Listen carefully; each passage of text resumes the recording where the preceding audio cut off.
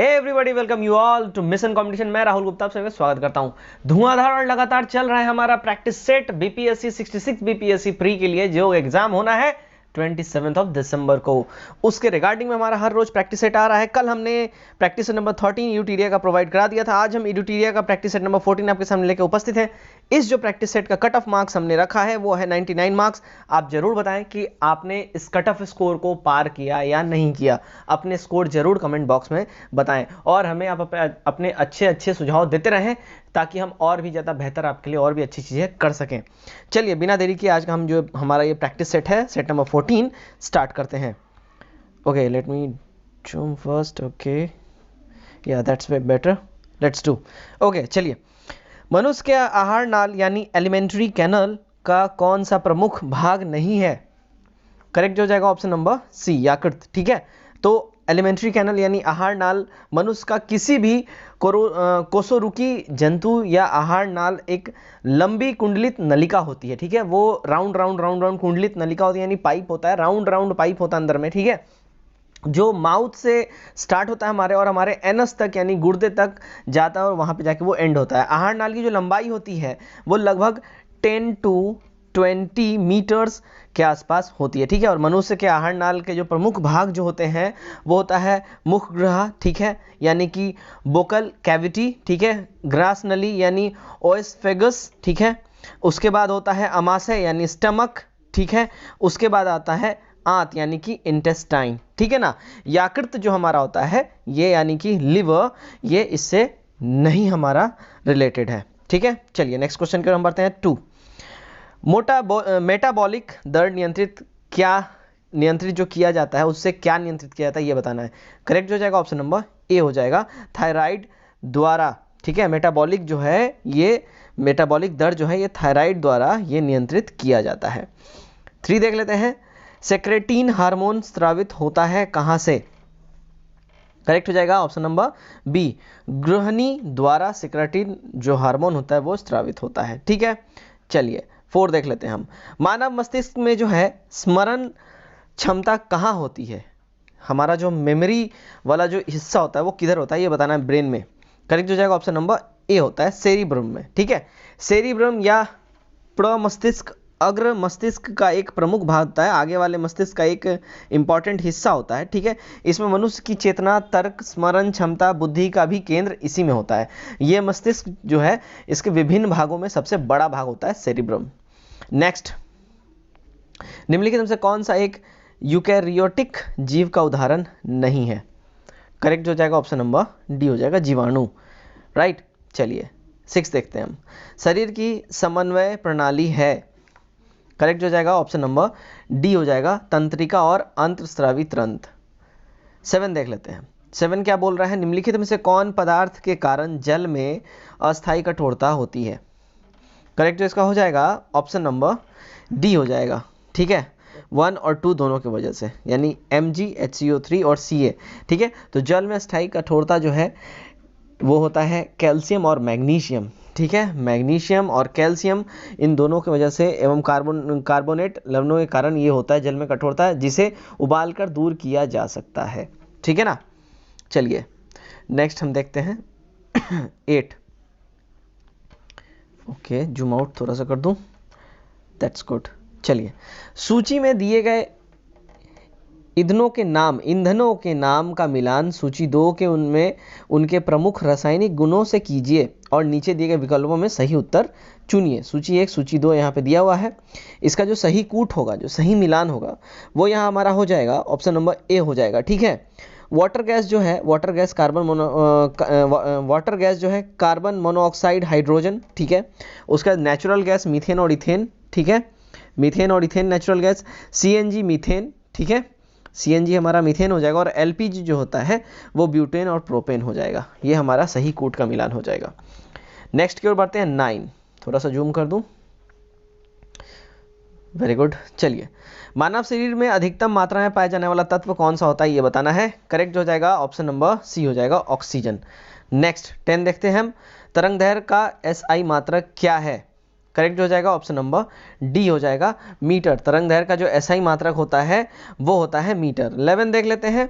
तेज धावकों की मांसपेशियों में निम्नलिखित में से किसका संचयन एवं ऐंठन आ जाता है, किस वजह से?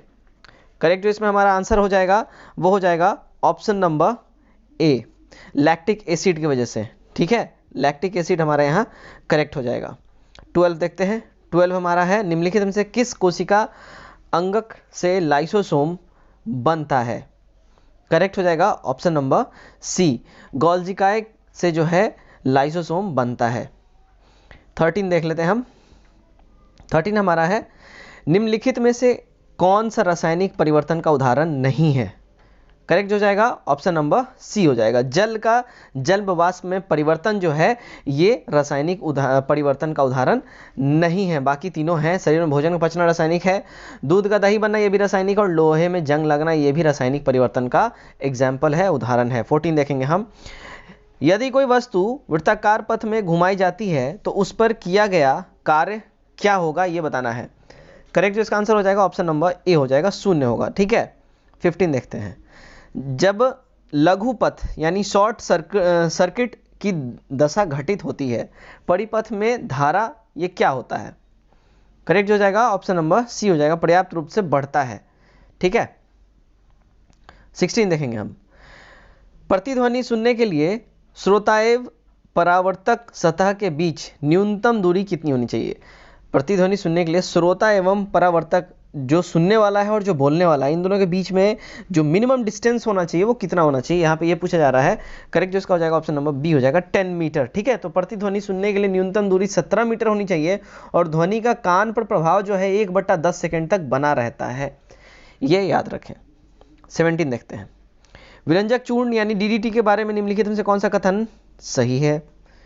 करेक्ट हो जाएगा ऑप्शन नंबर सी हो जाएगा, दोनों में क्लोरीन यौगिक होता है, ये कथन हमारा सही है। 18 निम्न में से कौन सा गुण ध्वनि तरंग में विद्यमान नहीं है? करेक्ट हो जाएगा ऑप्शन नंबर बी, ध्रुवन। ठीक है, तो ध्रुवन जो है प्रकाश तरंग में होता है, ध्वनि तरंग में ये नहीं होता है ध्रुवन। 19 देखते हैं। उपास्थि यानी कार्टिलेज निम्नलिखित में से किस में नहीं पाया जाता है?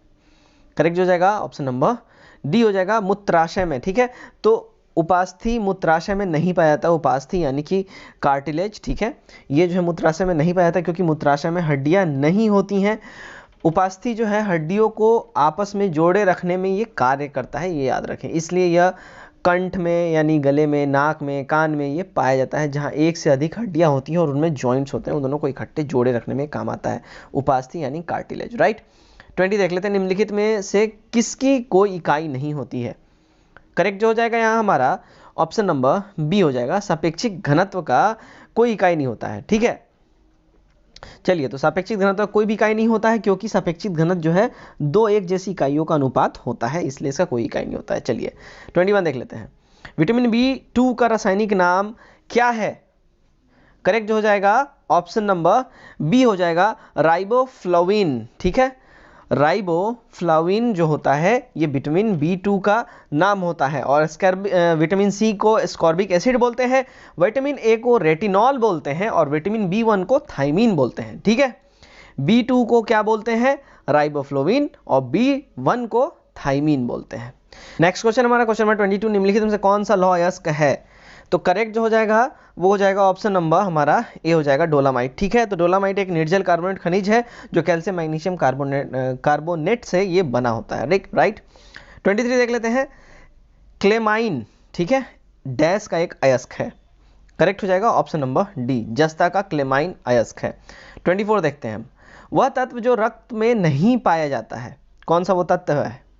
करेक्ट हो जाएगा ऑप्शन नंबर सी हो जाएगा, तांबा। ठीक है, तो रक्त में क्या क्या पाया जाता है? लौह पाया जाता है, मैग्नीशियम, क्रोमियम, ये जो है वो पाया जाता है, तांबा रक्त में नहीं पाया जाता है। 25 देखते हैं हम। पौधे के किस हिस्से में हल्दी प्राप्त होती है जो आमतौर पर रंग और एंटीसेप्टिक के रूप में इस्तेमाल किया जाता है? करेक्ट जो हो जाएगा ऑप्शन नंबर डी हो जाएगा, तना। ठीक है, तो पौधे के तने से हल्दी प्राप्त होता है जो कि रंग के लिए भी और एंटीसेप्टिक के रूप में भी ये इसका इस्तेमाल होता है, और हल्दी जो होता है वो तना से मिलता है हमें, इसलिए तना हमारा यहाँ करेक्ट आंसर हो जाएगा। 26 निम्नलिखित में से कौन सा फिलिप्स वक्र द्वारा दर्शाया जाता है? करेक्ट हो जाएगा ऑप्शन नंबर बी। मुद्रास्फीति की दर और बेरोजगारी की दर के बीच विपरीत संबंध। 27 मानव विकास सूचकांक में शामिल साक्षरता दर, जन्म के समय, जीवन प्रत्याशा और डैश, ये क्या होगा? करेक्ट हो जाएगा ऑप्शन नंबर डी, अमेरिकी डॉलर में प्रति व्यक्ति राष्ट्रीय आय। ठीक है, तो मानव विकास सूचकांक की गणना जो है वो निम्न के आधार पे की जाती है, आप जान ले सुन ले। ठीक है, तो जन्म के समय, जीवन प्रत्याशा, साक्षरता दर और प्रति व्यक्ति आय। ठीक है, यूएस डॉलर में। 28 भारतीय रिजर्व बैंक द्वारा बैंक दर कम करने की ओर जाता है। करेक्ट हो जाएगा ऑप्शन नंबर ए हो जाएगा, बाजार में अधिक तरलता। 29 देख लेते हैं हम, जूम आउट हो सक कर दूं आपके लिए। वेरी गुड, चलिए तो निम्नलिखित कथनों पे विचार करना है। कथन क्या है देख लेते हैं। फर्स्ट स्टेटमेंट है हमारा, रेपो रेट वह दर है जिस पर आरबीआई कमर्शियल बैंकों को छोटी अवधि के लिए पैसे उधार देता है। सेकेंड है, रिवर्स रेपो दर वो है जो आरबीआई अल्पकालिक जमा पर वाणिज्यिक बैंकों को भुगतान करता है। थर्ड है, रेपो का उपयोग अर्थव्यवस्था में तरलता कम करने के लिए किया जाता है, जबकि रिवर्स रेपो रेट का उपयोग अर्थव्यवस्था में तरलता बढ़ाने के लिए किया जाता है। तो इसका जो करेक्ट जो इसका आंसर हो जाएगा ऑप्शन नंबर सी हो जाएगा। सिर्फ थर्ड वाला जो है हमारा स्टेटमेंट एब्सोल्युटली करेक्ट है। नेक्स्ट हम देखते हैं 30। चलिए 30 क्या बोल रहा है, निम्नलिखित में से कौन सरकार द्वारा पूंजीगत भुगतान का उदाहरण है? करेक्ट जो इसका आंसर हो जाएगा ऑप्शन नंबर बी हो जाएगा। 1 और 3 यहां पे करेक्ट उदाहरण है। ठीक है, नेक्स्ट 31 हम देखते हैं। 31 क्या बोल रहा है, घाटे के वित्त पोषण के कारण अर्थव्यवस्था में निम्नलिखित में से कौन सा विकास हो सकता है? करेक्ट हो जाएगा हमारा यहाँ पे ऑप्शन नंबर डी हो जाएगा, 1, 2 और 3। ठीक है, तो 1, 2 और 3 ये जो है तीनों के तीनों यहाँ पे हमारा करेक्ट है, और कथन 4 जो है यहाँ पे हमारा रॉन्ग स्टेटमेंट में आ जाएगा। 32 देखते हैं। संसद में केंद्रीय बजट की तैयारी और प्रस्तुति के लिए निम्नलिखित में से कौन सा जिम्मेदार है? करेक्ट हो जाएगा ऑप्शन नंबर बी, आर्थिक मामले के विभाग।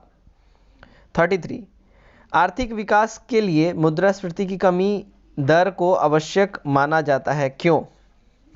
करेक्ट जो इसका हो जाएगा ऑप्शन नंबर ए हो जाएगा। यह अर्थव्यवस्था में आपूर्ति को बढ़ावा देने के लिए एक प्रोत्साहन के रूप में कार्य करता है। ठीक है, 34 देख लेते हैं हम। ओके 34, चलिए तो आईसीडीएस बच्चों के कल्याण के लिए महत्वपूर्ण सामाजिक कल्याण कार्यक्रमों में से एक है। आईसीडीएस के बारे में निम्नलिखित कथनों पर विचार करें। इसका जो करेक्ट हो जाएगा वो हो जाएगा ऑप्शन नंबर सी, 1 और 2 दोनों ही यहाँ पे हमारा करेक्ट स्टेटमेंट है। स्टेटमेंट क्या है, तो ये अन्य सेवाओं के साथ साथ 6 साल तक के बच्चों के लाभ के लिए पूर्व प्राथमिक शिक्षा और पूर्ण पोषण का प्रावधान करता है। सही है, और यह ग्रामीण और शहरी दोनों तरह की गरीबी रेखाओं से नीचे के परिवार के बच्चों पर लागू है, ये भी सही है हमारा। ठीक है, चलिए 35 हम यहाँ देखते हैं। भारत में नाबार्ड पुनर्वृत्ति प्रदान नहीं करता। करेक्ट जो हो जाएगा ऑप्शन नंबर सी यहाँ पे हो जाएगा, निर्यात आयात बैंकों को जो है पुनर्वृत्ति ये प्रदान नहीं करता है। 36 एक खुली अर्थव्यवस्था वो अर्थव्यवस्था है जिसमें क्या होएगा?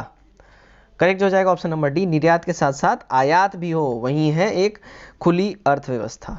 37 देख लेते हैं हम। निम्नलिखित में से किस अधिनियम के अंतर्गत कंपनी के कर्मचारी को निजी व्यापार करने पर प्रतिबंध लगा दिया गया? करेक्ट हो जाएगा ऑप्शन नंबर ए, रेगुलेटिंग एक्ट 1773। ठीक है, तो 1773 का रेगुलेटिंग एक्ट के तहत कंपनी के कर्मचारियों को व्यापार करने और भारतीय लोगों से उपहार व रिश्वत लेना प्रतिबंधित, बैन कर दिया गया। नेक्स्ट क्वेश्चन हमारा क्वेश्चन नंबर 38, संविधान सभा की अंतिम बैठक निम्न में से कब हुई? तो करेक्ट जो हमारा आंसर हो जाएगा ऑप्शन नंबर बी हो जाएगा, 24 जनवरी 1950। ठीक है, 24 जनवरी 1950 को संविधान सभा की अंतिम बैठक हुई। इसके बाद जो है सभा ने 26 जनवरी 1950 से 1951-52 में हुए आम चुनाव के बाद बनने वाली नई संसद के निर्माण तक भारत की अंतिम संसद के रूप में ये लोग काम किए, ये याद रखें आप लोग। ठीक है, 39 देखते हैं। 39 में है, संविधान के किस भाग में सहकारी समिति का उपबंध किया गया है? तो सहकारी समितियों का उपबंध जो किया गया संविधान के भाग 9 ख में किया गया है। 39 का हमारा करेक्ट हो जाएगा ऑप्शन नंबर सी। 40 देख लें। 40 है हमारा, संविधान के किस अनुच्छेद में अखिल भारतीय सेवाओं का उपबंध किया गया है? करेक्ट जो इसका हो जाएगा ऑप्शन नंबर सी हो जाएगा, 312। ठीक है, तो 312 आर्टिकल 312 में जो है अखिल भारतीय सेवाओं के बारे में उपबंध किया गया है। 41 देखते हैं। भारतीय संविधान में एकल नागरिकता का प्रावधान निम्न में से किस देश के संविधान से लिया गया है?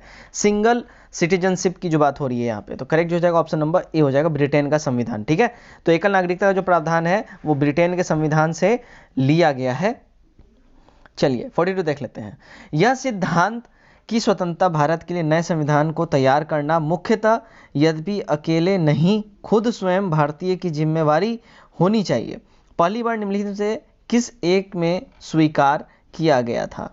ये वाली जो बात है किस में एक में स्वीकार किया गया था, तो करेक्ट जो इसमें हो जाएगा ऑप्शन नंबर बी हो जाएगा, वायसराय लिनलिथगो का अगस्त प्रस्ताव में ये कहा गया था। ठीक है, तो वायसराय जो है लॉर्ड लिनलिथगो जो है 8 अगस्त 1940 को शिमला में एक वक्तव्य जारी किया जो अगस्त प्रस्ताव के नाम से उस समय जाना गया। इस प्रस्ताव के द्वारा यह प्रथम बार था जब भारतीयों के संविधान निर्माण के अधिकार को स्वीकार किया गया था। ठीक है, अगस्त प्रस्ताव में 8 अगस्त 1940 में जारी हुआ था। ठीक है, और कांग्रेस ने संविधान सभा के गठन को सहमति प्रदान की थी। चलिए 43 देखते हैं क्या बोल रहा है।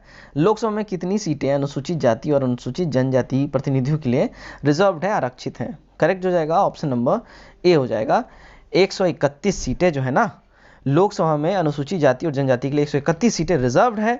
लोकसभा की 545 सीटों में 84 सीटें अनुसूचित जाति और 47 सीटें अनुसूचित जनजाति के लिए रिजर्व्ड है। 44 देखते हैं क्या बोल रहा है। राष्ट्रीय पेंशन प्रणाली यानी एनपीएस निजी क्षेत्र के अंतर्गत एनपीएस से जुड़ने के अधिकतम आयु निम्नलिखित में से कौन सी है? करेक्ट हो जाएगा ऑप्शन नंबर सी, 65 ईयर्स। ठीक है, चलिए नेक्स्ट 45 देखते हैं। निम्नलिखित में से कौन सा एक पंचशील का सिद्धांत नहीं था? करेक्ट हो जाएगा ऑप्शन नंबर सी, नाभिकीय नवीकरण परमाणु प्रतिरोध। ठीक है, ये जो है पंचशील का सिद्धांत नहीं था। चीन और भारत दोनों देश के बीच नई दिल्ली में 29 अप्रैल 1954 को एक समझौता हुआ जो कि पंचशील समझौता के नाम से जाना जाता है। और पंचशील के 5 सिद्धांत थे। कौन कौन थे? पहला जो है उसमें था एक दूसरे के क्षेत्रों की अखंडता और संप्रभुता का जो है पारस्परिक रूप से सम्मान वो करेंगे। ठीक है, सेकंड था एक दूसरे पर आक्रमण नहीं करेंगे। थर्ड है दूसरे देशों के आंतरिक मामले में हस्तक्षेप नहीं करेंगे। फोर्थ है परस्पर सहयोग एवं लाभ को बढ़ावा देना। और फिफ्थ था शांतिपूर्ण सहअस्तित्व की नीति का पालन करना।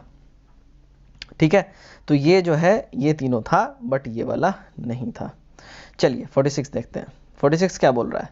निम्न में से भारत के किस राज्य में सबसे पहले राष्ट्रपति शासन प्रयोग किया गया? बहुत बढ़िया क्वेश्चन है, पूछा गया क्वेश्चन है तो आपको पता होना चाहिए, बहुत इंटरेस्टिंग क्वेश्चन है। करेक्ट हो जाएगा ऑप्शन नंबर सी हो जाएगा, पंजाब में। ठीक है, तो पंजाब में सबसे पहले 1951 में ही जो है पंजाब में राष्ट्रपति शासन का प्रयोग कर लिया गया था, यूज हो गया था।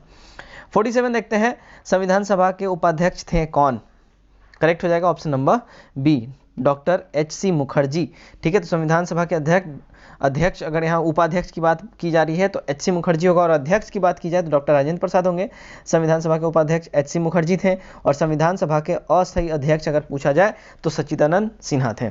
फिर से सुने, यहाँ पे उपाध्यक्ष की बात की जा रही है तो डॉक्टर एच.सी. मुखर्जी होंगे, और अध्यक्ष की बात की जाए तो राजेंद्र प्रसाद होंगे संविधान सभा के, और संविधान सभा के अस्थायी अध्यक्ष सच्चिदानंद सिन्हा होंगे। 48 केंद्रीय और प्रांतीय विधान परिषदों में सदस्यों का अनुपूरक प्रश्न पूछने का अधिकार किस अधिनियम के माध्यम से मिला? करेक्ट हो जाएगा ऑप्शन नंबर सी हो जाएगा। ठीक है, भारत परिषद अधिनियम 1909 के तहत। नेक्स्ट हम देखते हैं 49 हमारा है, ब्रिटिश भारत में कानून निर्माण की प्रक्रिया में भारतीय प्रतिनिधियों को शामिल करने की शुरुआत निम्न से किस अधिनियम द्वारा किया गया? करेक्ट हो जाएगा ऑप्शन नंबर बी हो जाएगा, भारत परिषद अधिनियम 1861।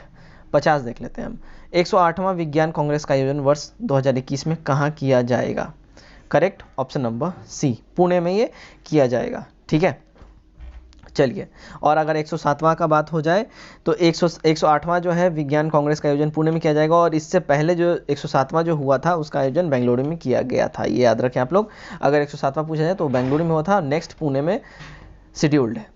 51 देख लेते हैं, निम्न कथनों में से कौन सा कथन सही है? करेक्ट हो जाएगा ऑप्शन नंबर सी, संयुक्त बैठक की कार्यवाही लोकसभा के प्रक्रिया नियमों के अनुसार संचालित होता है। ठीक है, ये सही है।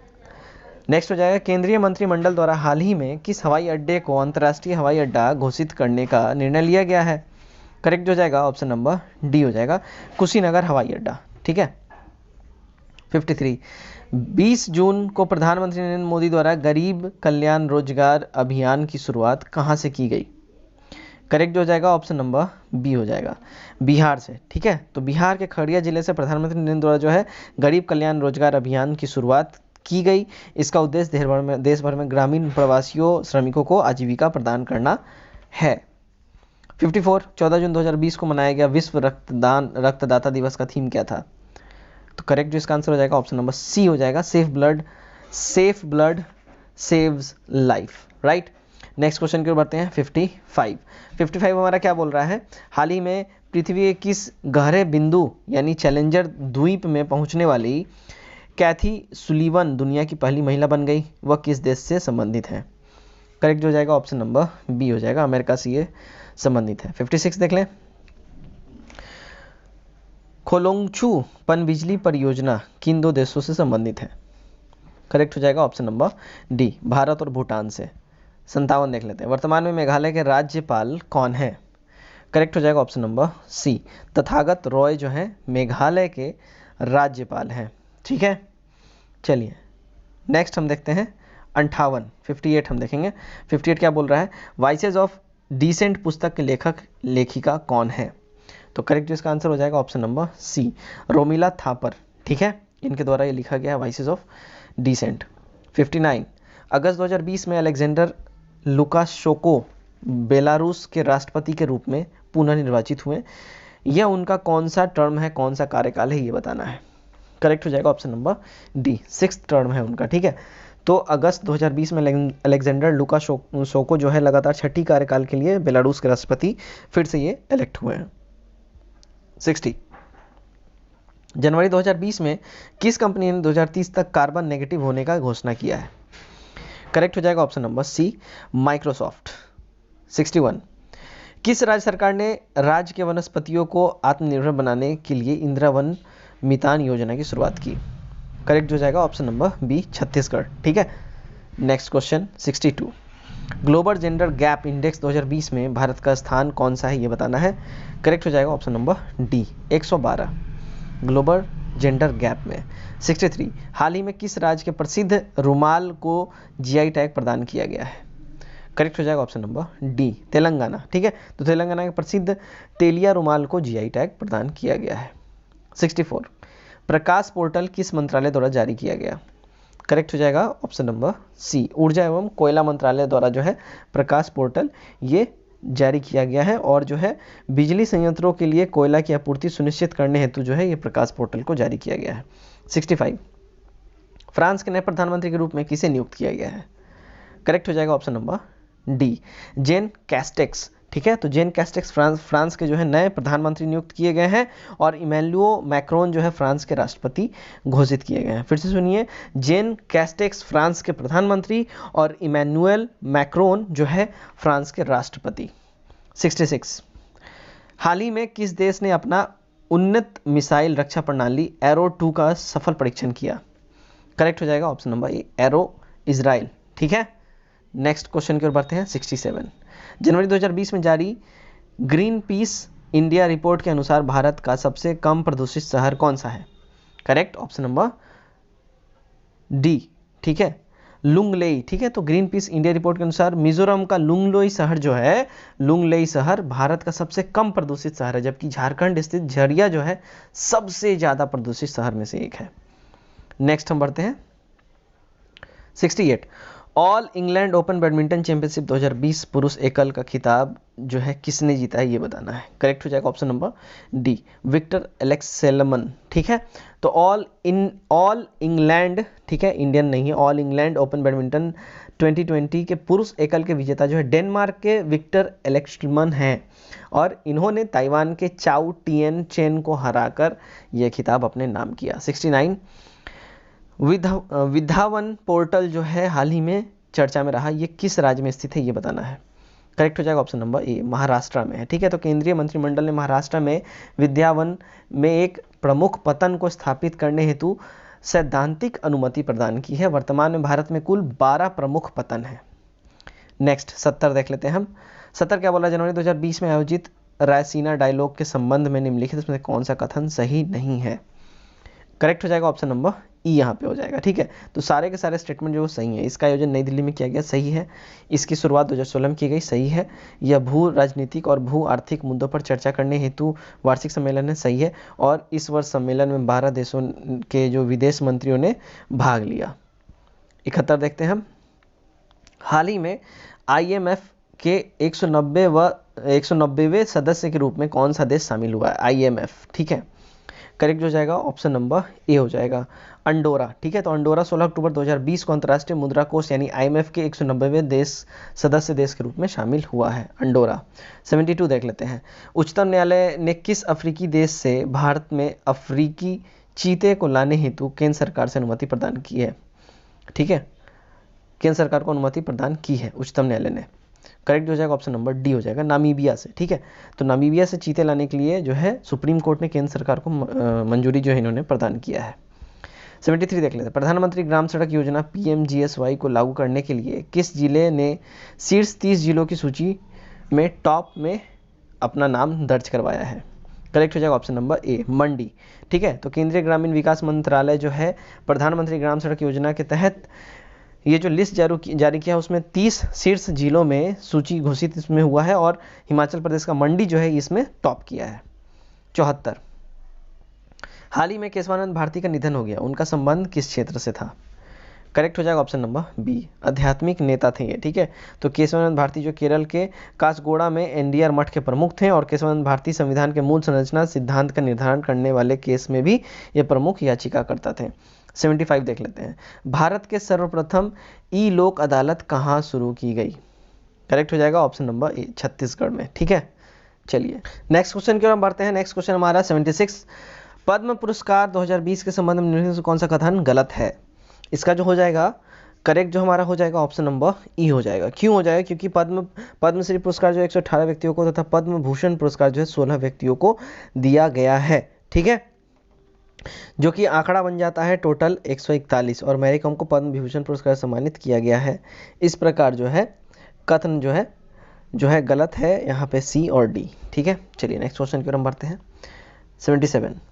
निम्नलिखित में से किस क्षेत्र में खोजों के लिए भौतिक में नोबेल पुरस्कार 2020 को रोजर पेनरोज, रेनहार्ड जेनजेल और इंड्रिया चेंज को संयुक्त रूप से दिया गया?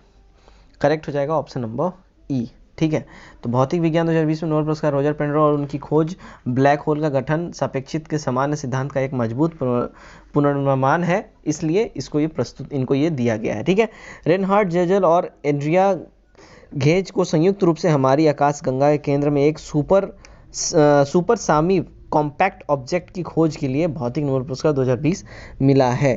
ठीक है, ब्लैक होल और आकाशगंगा ये दोनों यहाँ पे कलेक्टिवली सही है, तो यहाँ पे जो है हमारा ई हो जाएगा। ठीक है, चलिए 78 देख लेते हैं हम। किस देश ने अमेरिकी कंपनी एप्पल पर प्रतिस्पर्धा विरोधी व्यवहार के लिए 1.1 बिलियन यूरो का जुर्माना लगाया है? करेक्ट हो जाएगा ऑप्शन नंबर डी, फ्रांस ने। 79। इसरो ने अंतरिक्ष यात्रियों के प्रशिक्षण हेतु मानव अंतरिक्ष उड़ान केंद्र की स्थापना कहाँ करने की घोषणा की है?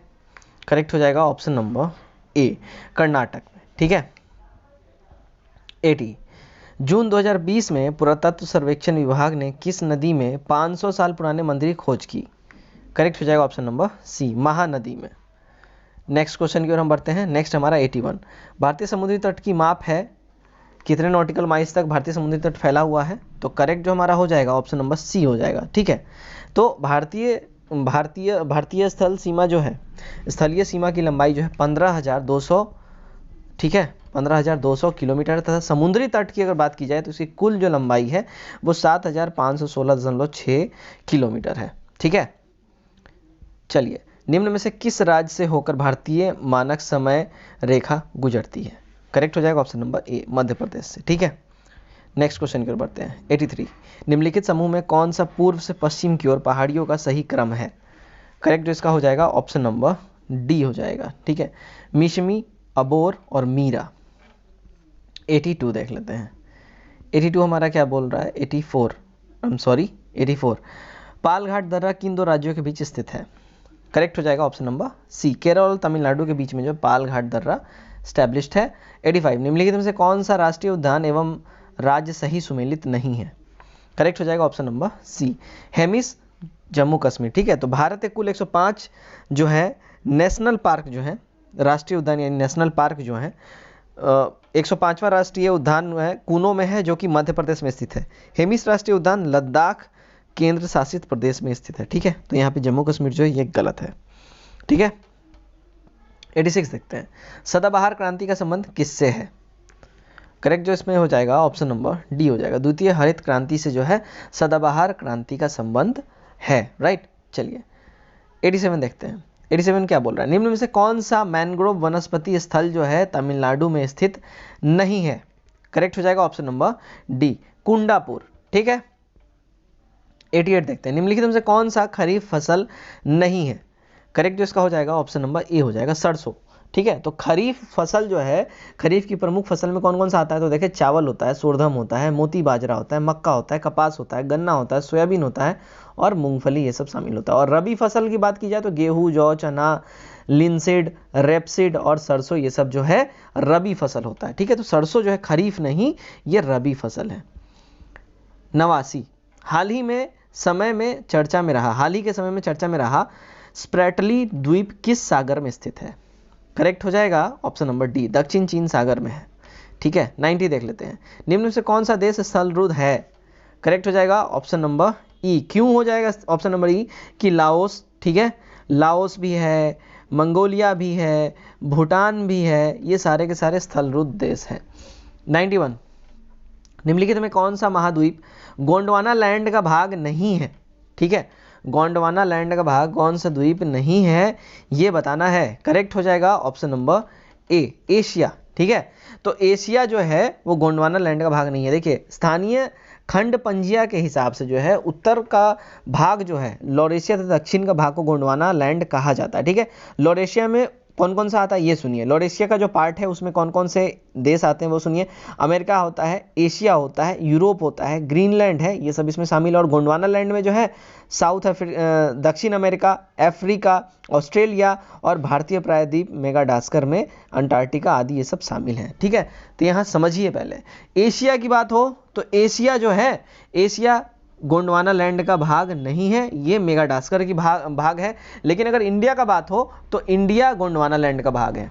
ठीक है, इंडिया मेगाडास्कर का भाग नहीं है। और इंडिया जो है ऑस्ट्रेलिया से छिटक के फिर इधर एशिया में आके टच हुआ। जब ये एशिया में आके टच हुआ, जब इसके टेक्टोनिक प्लेट आपस में टकराए तो तभी हिमालय पर्वत का निर्माण हुआ था। इसलिए हिमालय पर्वत को नवीनतम पर्वतों में एक कहा जाता है, बिल्कुल नया नया सा जवान पर्वत कहा जाता है। राइट, चलिए 92 देखते हैं, पारिस्थितिकी तंत्र में ऊर्जा का स्रोत क्या है? करेक्ट जो हो जाएगा ऑप्शन नंबर ए हो जाएगा, सौर विकिरण। ठीक है, पारिस्थितिकी तंत्र में ऊर्जा का स्रोत जो है। 93, असम कितने राज्यों एवं कितने देशों के साथ सीमा साझा करता है? करेक्ट हो जाएगा ऑप्शन नंबर सी, 7 राज्य के साथ और 2 देश के साथ। ठीक है, तो असम जो है 7 राज्य के साथ जो सीमा साझा करता है, कौन कौन से देश है, राज्य है? पश्चिम बंगाल, अरुणाचल प्रदेश, नागालैंड, मणिपुर, मिजोरम, त्रिपुरा, मेघालय। ठीक, और कौन से 2 देश के साथ करता है? वो भूटान और बांग्लादेश के साथ। 94, पोलावरम बहुउद्देशीय योजना किस नदी पर स्थित है? करेक्ट हो जाएगा ऑप्शन नंबर सी, गोदावरी नदी पर। 95 देखते हैं, विश्व में चांदी का सबसे बड़ा भंडार किस देश में है? करेक्ट हो जाएगा ऑप्शन नंबर बी, पेरू में है। 96 देखते हैं, निम्नलिखित में से दक्षिण भारत स्थित एकमात्र महाजनपद कौन सा था? करेक्ट हो जाएगा ऑप्शन नंबर बी, असमक। ठीक है, तो अशमक जनपद जो है दक्षिण भारत में गोदावरी नदी के तट पर स्थित था और वह दक्षिण भारत का एकमात्र जनपद था, अशमक। ठीक, 97 देखते हैं, 97 क्या बोल रहा है, निम्न में से किसने राज दरबार में मेघासनीज ने निम्नलिखित में से किसके राज दरबार में मेघासनीज ने एक राजदूत के रूप में सेवा दी? करेक्ट हो जाएगा ऑप्शन नंबर ए, चंद्रगुप्त मौर्य के राज दरबार में। नेक्स्ट 98, किताबुल यमीनी किसकी रचना है? करेक्ट हो जाएगा ऑप्शन नंबर सी हो जाएगा, उत्बी की। ठीक है, किताबुल यामिनी उत्बी की रचना है। 99, ऋग्वेद के 10वें मंडल में निम्नलिखित में से कौन सा स्रोत विवाह समारोह में पर प्रकाश डालता है? करेक्ट हो जाएगा ऑप्शन नंबर ए, सूर्य सूक्त। ये सूर्य सूक्त जो है ऋग्वेद के 10वें मंडल में वर्णित है और सूर्य सूक्त में जो विवाह समारोह पर ये प्रकाश डालता है और इस सूक्त में सूर्य की पुत्री सूर्या और सोम की विवाह का जो है इसमें बात कहा गया है, इसलिए ये विवाह पे ये एक नजर डालता है। 110 देखते हैं, विजयनगर की स्थापना हरिहर एवं बुक्का द्वारा कब किया गया था, ये बताना है। करेक्ट जो इसका आंसर हो जाएगा ऑप्शन नंबर डी हो जाएगा 1336 में। ठीक है, तो विजयनगर साम्राज्य की स्थापना 1336 ईस्वी में दक्षिण भारत में हरिहर और बुक्का द्वारा तुंगभद्र नदी के उत्तरी तट पर, ठीक है, अनेगुंडा दुर्ग के सम्मुख यानी सामने किया गया था। 101। अब यहाँ से जो है मैथ्स के क्वेश्चन स्टार्ट होते हैं, मैं आपको आंसर फटाफट बता दूंगा, आप स्क्रीनशॉट ले लें, आंसर का भी स्क्रीनशॉट लें और बनाएं और खुद जांच करें। ठीक है, चलिए, यदि ब्याज की गणना अर्धवार्षिक की जाए तो 16,000 पर 5% प्रतिवर्ष की दर से 1.5 वर्ष के अंत में चक्रवृद्धि ब्याज क्या होगा? करेक्ट है ऑप्शन नंबर सी 1230 यानी 1/4। 102। ए, बी और सी एक काम को क्रमशः 20, 30 और 60 दिन में कर सकते हैं। ए उस काम को कितने दिन में पूरा कर सकता है यदि बी और सी हर तीसरे दिन उसकी मदद करने आ जाए तो? करेक्ट हो जाएगा option number C 15 days. 103। 150 metre लंबी रेलगाड़ी एक मील पत्थर को यानी एक माइलस्टोन को 15 सेकंड में पार कर लेती है और विपरीत दिशा में चल रही उसकी लंबाई की एक अन्य रेलगाड़ी को 12 सेकंड में पार कर लेती है, तो दूसरी रेलगाड़ी की चाल क्या है ये बताना है। करेक्ट हो जाएगा option number B 54 kilometre per hour. 104 का जो है यहाँ पे इसका करेक्ट आंसर हो जाएगा ऑप्शन नंबर सी। 105 देख लेते हैं। 105। किसी फोटो में महिला की ओर इशारा करते हुए एक व्यक्ति कहता है कि वह मेरी सास के पति की एकमात्र संतान की ननद है। उस महिला का उस व्यक्ति से क्या संबंध है ये बताना है। करेक्ट जो हो जाएगा ऑप्शन नंबर ए हो जाएगा बहन। ठीक है। 106। 5 लड़के और 4 लड़कियां एक ही पंक्ति में बैठे हैं, इसकी कितनी संभावना है कि सभी 4 लड़कियां साथ साथ बैठी हैं? करेक्ट हो जाएगा ऑप्शन नंबर डी 1/21। ठीक है। 107। दी गई श्रृंखला में प्रश्न चिन्ह के स्थान पर क्या आएगा ये बताना है। करेक्ट हो जाएगा option number D 113। 108। A B तथा सी 7/2:4/3:6/5 के अनुपात में एक साझेदारी की शुरुआत करते हैं। 4 माह बाद ए अपना हिस्सा 50% बढ़ा देता है। यदि 1 वर्ष बाद कुल लाभ 21,600 होता है तो बी का लाभ ज्ञात करें। करेक्ट जो हो जाएगा ऑप्शन नंबर ए हो जाएगा 4,000। ठीक है। 109 देख लेते हैं। किसी घनात्मक संख्या और उसके व्युत्क्रम का योग उस संख्या और व्युत्क्रम के अंतर का 3 गुना है, वह संख्या बताइए। करेक्ट जो इसका हो जाएगा ऑप्शन नंबर सी हो जाएगा। ठीक है, √2। 110। यदि a² minus a plus B बट्टा a² प्लस a प्लस 1 है, ऊपर भी a प्लस 1 है, इक्वल टू 2/3, तो a प्लस 1/a का क्या होगा मान ये बताना है। करेक्ट हो जाएगा ऑप्शन नंबर डी हो जाएगा। चलिए 11 देखते हैं। चलिए, रंगपुर विद्रोह कहाँ हुआ था ये बताना है। करेक्ट हो जाएगा ऑप्शन नंबर ए हो जाएगा, बंगाल में हुआ था रंगपुर विद्रोह। 112। निम्नलिखित में कौन जस्टिस आंदोलन से जुड़े हुए थे? करेक्ट हो जाएगा ऑप्शन नंबर ई है। ठीक है, तो जस्टिस आंदोलन से एक जाति आंदोलन था, ये एक जस्टिस आंदोलन, पहले ये तो समझ लें। और इसकी शुरुआत जो है मद्रास में 1915 से 16 के बीच में की गई। मझोलिया जनजाति की ओर से ये CN मुदलियार, TM नायर और त्यागराज चेट्टी ने किया था। ठीक है, त्यागराज चेट्टी, TM नायर और CM मुदलियार, इन तीनों ने मिलकर किया था। 113। वर्ष 1937 में संपन्न प्रांतीय चुनाव में निम्नलिखित में से किस प्रांत में कांग्रेस की सरकार नहीं बनी थी? करेक्ट हो जाएगा ऑप्शन नंबर ई। ठीक है, तो 1937 चुनाव में जो है कांग्रेस के 5 प्रांतों में सरकार नहीं बनी थी। मद्रास संयुक्त प्रांत, मध्य प्रांत, बिहार, उड़ीसा और 5 प्रांतों में बनी थी। आई एम एक्सट्रीमली सॉरी, 5 प्रांतों में इनकी बनी थी। मद्रास, ठीक है, संयुक्त प्रांत, मध्य प्रांत, बिहार और उड़ीसा में पूर्ण बहुमत इन्होंने प्राप्त किया था। पंजाब में मुस्लिम लीग तथा यूनियनिस्ट पार्टी ने संयुक्त सरकार इन्होंने बनाया था। बंगाल में कृषक प्रजा पार्टी तथा मुस्लिम लीग की संयुक्त सरकार बनी थी। ठीक है, चलिए 114 देखते हैं। किसने निष्क्रिय विरोध के सिद्धांत का प्रतिपादन किया? करेक्ट हो जाएगा ऑप्शन नंबर ई हो जाएगा। ठीक है, तो निष्क्रिय विरोध के सिद्धांत का प्रतिपादन जो है अरविंद घोष ने किया था। इसके अनुसार जब तक कांग्रेस भारत छोड़कर चले नहीं जाते, इसके हिसाब से जो है ना, जब तक अंग्रेज भारत छोड़ के चले नहीं जाते, उनके खिलाफ विरोध प्रदर्शन करते रहना चाहिए। ये निष्क्रिय विरोध का सिद्धांत था। ठीक है, तो जब तक अंग्रेज ना भारत छोड़ के चले जाए तब तक ये जारी रखना चाहिए, ये सिद्धांत में ये कहा गया। 115। भारत छोड़ो आंदोलन के दौरान कहाँ समानांतर सरकार की स्थापना नहीं हुई? करेक्ट हो जाएगा ऑप्शन नंबर सी, गोरखपुर में। ठीक है। 116। पॉलीगारो का विद्रोह कहाँ हुआ था? करेक्ट ऑप्शन नंबर ए, तमिलनाडु में। ठीक है, तो पॉलीगारो का विद्रोह तमिलनाडु क्षेत्र में नई भूमि कर व्यवस्था के विरोध में हुआ और यह जो 1801 से 1856 तक चलता रहा। 117 कांग्रेस के जिस अधिवेशन में पहली बार राष्ट्रगान गाया गया उसके अध्यक्ष कौन थे? करेक्ट हो जाएगा option number B, Bishan Narayan Dar. ठीक है, तो 1911 में सबसे पहले जान लें कि 1911 में भारतीय राष्ट्रीय कांग्रेस का अधिवेशन कलकत्ता में हुआ था, जहां पर जिसकी अध्यक्षता विशन नारायण धर ने की, और इसी अधिवेशन सबसे पहला बार राष्ट्रगान जन गण मन गाया गया 1911 में। ठीक है, कहाँ पे? कलकत्ता में। कौन अध्यक्ष? विशन नारायण धर। ठीक है, याद रखें 1911 कलकत्ता, विशन नारायण धर, जिसमें पहला बार जन गण मन हमारा राष्ट्रगान गाया गया। 118 देख लेते हैं। लंदन में कर्जन वाइली की हत्या का संबंध है किससे? करेक्ट हो जाएगा ऑप्शन नंबर ए, मदन लाल ढींगरा से। ठीक है, नेक्स्ट 119 निम्नलिखित में से कौन भारत छोड़ो आंदोलन की विशेषता नहीं थी? करेक्ट हो जाएगा ऑप्शन नंबर ई हो जाएगा। ठीक है, तो भारत छोड़ो आंदोलन का जो है वो विशेषताएं क्या थी ये जान लीजिए। हिंसात्मक कार्यवाहियां, ठीक है, समानांतर सरकारें, स्वतः स्फूर्त विद्रोह और भूमिगत कार्यवाही। ठीक है, ये सारे के सारे थे। ठीक है, चलिए सॉरी 120 देख लेते हैं। तीनों गोलमेज सम्मेलन में भाग लेने वाला व्यक्ति कौन था ये बताना है। करेक्ट जो हो जाएगा ऑप्शन नंबर ई हो जाएगा। ठीक है, बी आर अम्बेडकर, तेज बहादुर सप्रू ने तीनों गोलमेज सम्मेलन में, बी आर अम्बेडकर और तेज बहादुर सप्रू, इन दोनों ने तीनों गोलमेज सम्मेलन में भाग लिया था। और अम्बेडकर ने अपने दल इंडिपेंडेंट लेबर पार्टी, सप्रू ने लिबरल पार्टी का प्रतिनिधित्व अपने अपने दल का इन्होंने किया था। तो तीनों गोलमेज सम्मेलन में इन दोनों जनों ने भाग लिया था, बी आर अम्बेडकर और तेज बहादुर सप्रू। ठीक है, चलिए 121 देखते हैं।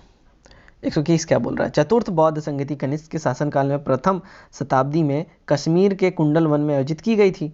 इसका अध्यक्षता किसने किया था ये बताना है। करेक्ट हो जाएगा ऑप्शन नंबर बी, वसुमित्र ने इसकी अध्यक्षता की थी। ठीक है, तो चतुर्थ बौद्ध संगति कनिष्क के शासनकाल में हुआ था और प्रथम शताब्दी में जो है कश्मीर के कुंडल वन में आयोजित की गई थी। ठीक है, इसका अध्यक्ष वसुमित्र ने किया था। 122 भगत सिंह और बटुकेश्वर दत्त ने केंद्रीय विधानसभा में बम फेंका था। कब फेंका था ये बताना है। करेक्ट हो जाएगा ए, 8 अप्रैल 1929 को फेंका था। ठीक है, 123 किस गवर्नर जनरल ने अफगानिस्तान के प्रति फॉरवर्ड नीति का अनुसरण किया था? करेक्ट हो जाएगा option number A, Lord Lytton ने। 124 द इंडियन नेशन समाचार पत्र की स्थापना निम्न में से किसने की थी? करेक्ट हो जाएगा ऑप्शन नंबर सी हो जाएगा, महाराजा कामेश्वर सिंह ने। काकोरी कांड को निम्नलिखित में से किस संगठन के क्रांतिकारियों ने अंजाम दिया था? करेक्ट हो जाएगा option number B, Hindustan Republican Association ने। ठीक है, 126 किस वायसराय के कार्यकाल के दौरान श्वेत विद्रोह हुआ था? करेक्ट हो जाएगा option number B, Lord Ripon ने।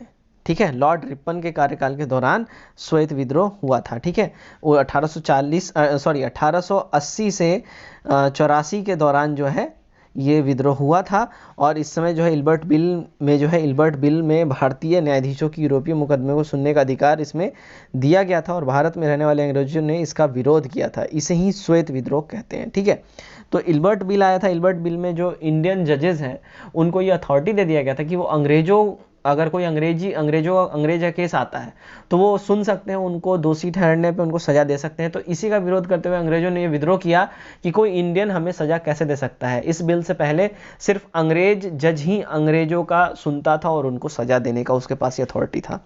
यही है इल्बर्ट बिल और यही है श्वेत विद्रोह। 127 देख लेते हैं। द्वैध शासन प्रणाली का जन्मदाता निम्न में से कौन था? करेक्ट हो जाएगा ऑप्शन नंबर डी, लियोनल कार्टेस। ठीक है, 128 चौरा चौरी कांड कब हुआ था? करेक्ट हो जाएगा ऑप्शन नंबर बी, 5 फरवरी 1922 को चौरा चौरी कांड गोरखपुर में ये हुआ था, 5 फरवरी 1922। 129 देखते हैं। किसके द्वारा वर्ष 1915 में काबुल में एक अंतिम भारतीय सरकार का गठन किया गया था? करेक्ट हो जाएगा ऑप्शन नंबर ई। ठीक है, तो वर्ष 1915 में राजा महेंद्र प्रताप और मोहम्मद बरकतुल्लाह ने अफगानिस्तान के काबुल में एक अंतिम भारतीय सरकार का गठन इन दोनों ने ही किया था। 130 देखते हैं।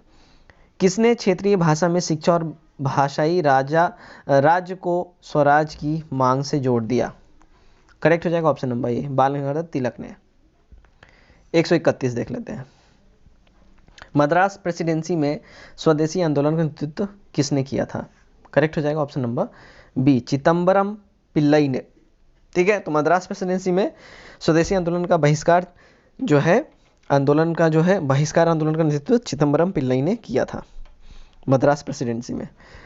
132 अशोक के अभिलेख की भाषा क्या है? करेक्ट हो जाएगा ऑप्शन नंबर बी, प्राकृत। ठीक है, तो अशोक के सभी अभिलेखों की भाषा प्राकृत है। इन अभिलेखों को ब्राह्मी, आर्मेयिक, खरोष्टी और यूनानी लिपियों में लिखा गया है। भारत के बाहर प्राप्त कुछ शिलालेख की लिपि जो है खरोष्टी है और माइक है, एवं यूनानी भी मिला है।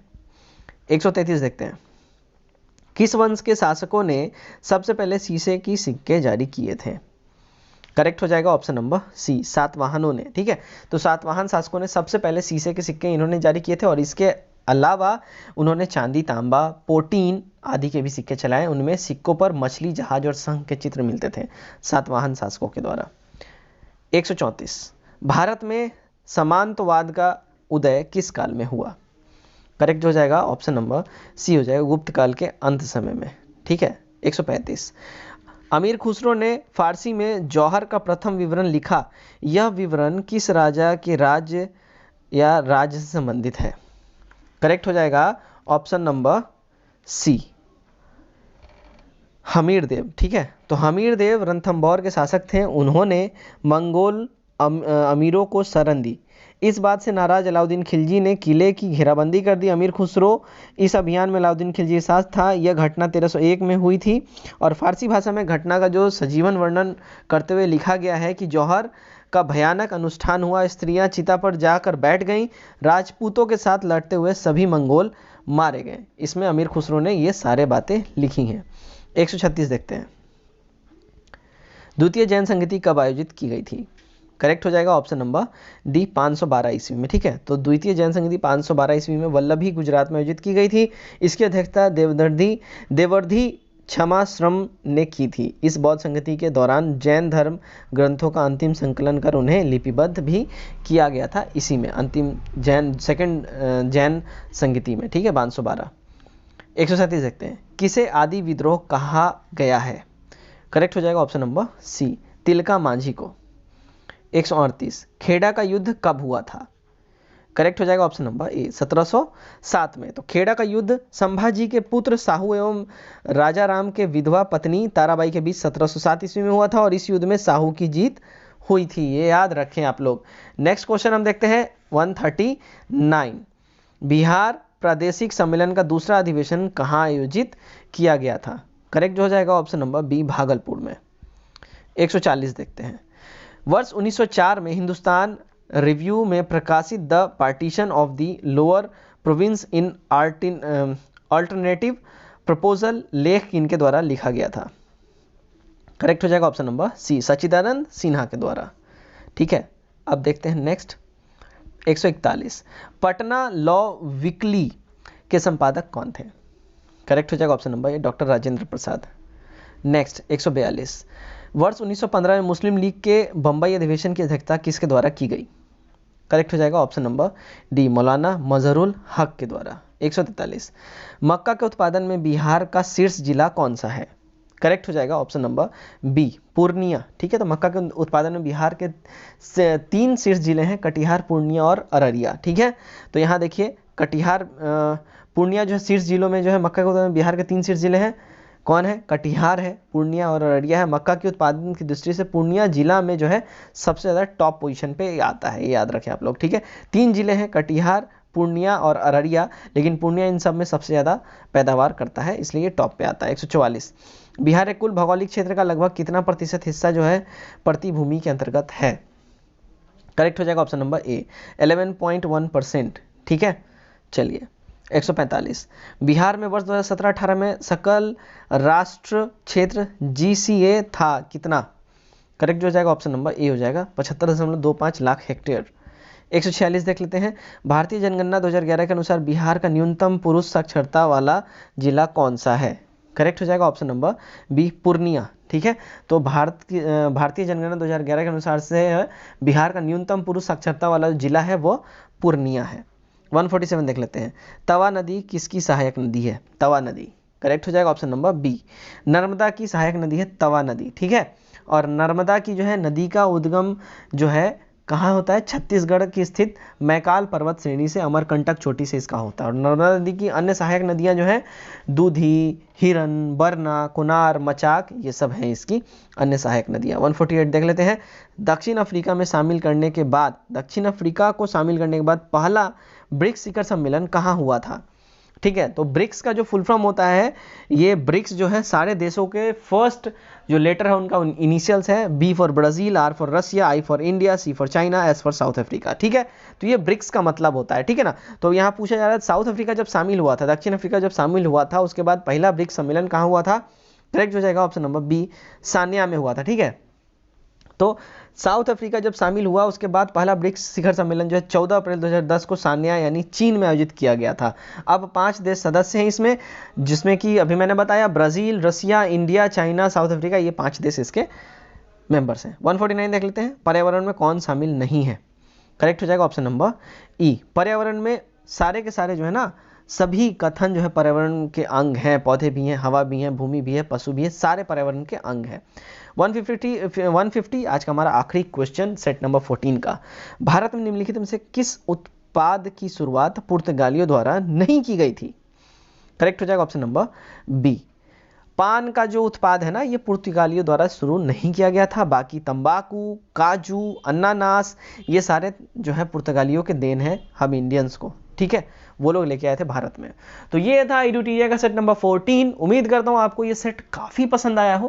कैसा लगा ये सेट कमेंट करके जरूर हमें बताएं, और अपने स्कोर भी कमेंट करके हमें जरूर से जरूर बताएं, और अपने राय भी हमें देते रहें टाइम टू टाइम, ताकि हम और भी बेहतर और भी अच्छे कंटेंट्स आपके लिए कैसे लाया करें, और आपको क्या क्या आपकी नीड है उसको आप हमें हमारे साथ साझा करें, तो हम उस पर जरूर से जरूर काम करेंगे। तो फिलहाल अभी के लिए इतना ही। कल दोबारा मिलते हैं सेट नंबर 15 के साथ, जो कि EDUTERIA सीरीज का हमारा आखिरी सेट है। Till then take care, bye bye, God bless you all and good night.